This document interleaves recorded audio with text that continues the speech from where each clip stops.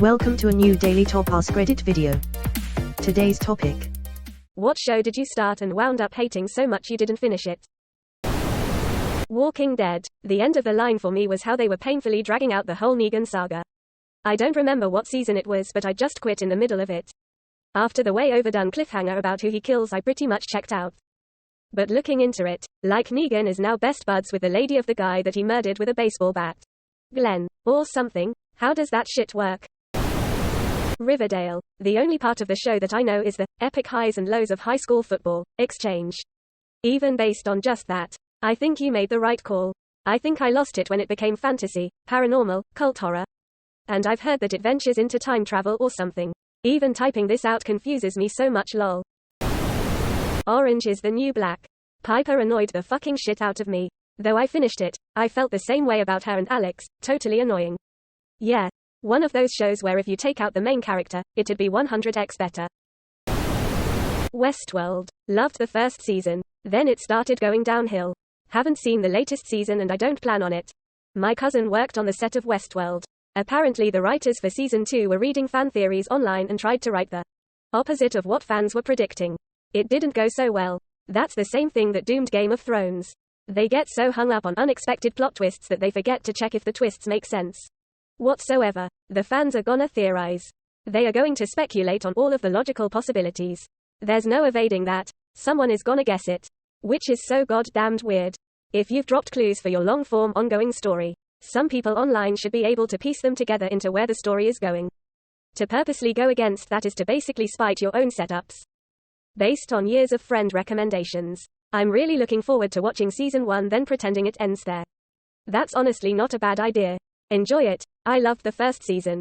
I can sum up my experience with Westworld like this. Season 1. Wow. Every episode is fucking my mind. Season 2. Okay. This took an odd turn. I guess I can stomach it and see the season through. Season 3. What the fuck am I even watching? Am I even watching? No. I'm looking at my phone through half of this. Season 4. Wait. There was a season 4.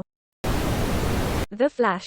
I loved the first couple seasons but it went downhill fast. Yet not even as fast as like 6 other guys.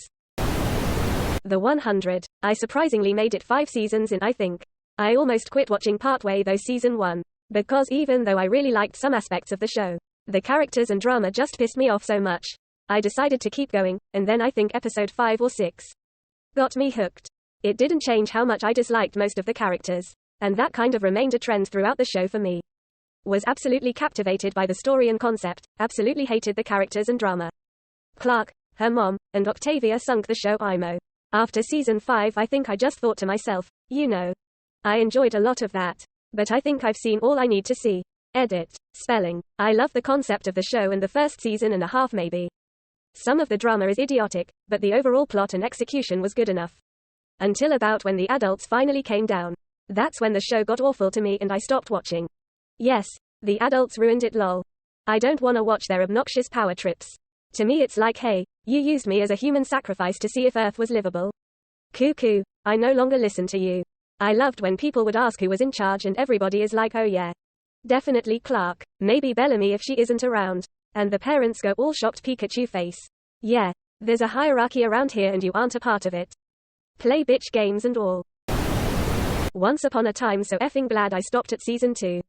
I usually watch through the Peter Pan season. I don't remember which one that is. If I remember correctly I stopped as Elsa started to show up. That Peter Pan arc was amazing though.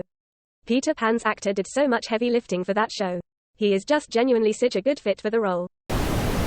Grey's Anatomy. I expect you don't mind spoilers so I'm going with it lol.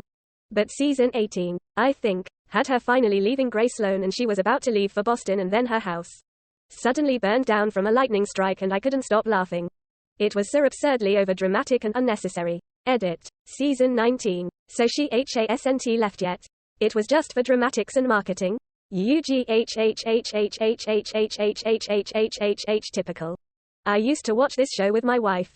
I didn't love it, but I tolerated it cause I do love my wife. Then there was the musical episode where the entire episode's dialogue is sang by the actors. I told her I just couldn't anymore. She didn't even hold it against me. Whenever we watch any other series and there's a rubbish episode, we always say, well, at least it wasn't as bad as that musical episode on Grey's. That episode has literally set the bar for crapness. I don't know how it ever made it to air. Every single season of ours since Freak Show always starts out strong and interesting. And then usually halfway through, Ryan Murphy consistently shows that he can't finish a story and I realize what's going to happen. And just decide to quit. Around Roanoke, I stopped even giving him a chance. I realized after a while every new season was like this. They open with a strong few episodes where you get most of the plot for the season and it looks really interesting. And then they just kind of run out of ideas and have no idea how to wrap things up and it just leaves you thinking, that's it? Quote, I have honestly felt this way about all of Ryan Murphy's stuff since S1 of American Horror Story. His Nurse Ratched show on Netflix took some really bizarre turns that made no sense. Period. Much less as a prequel to One Flew Over the Cuckoo's Nest. They're having a dance, social in a psych ward. And the nurses are fighting over who gets to take the head doctor as a date. What?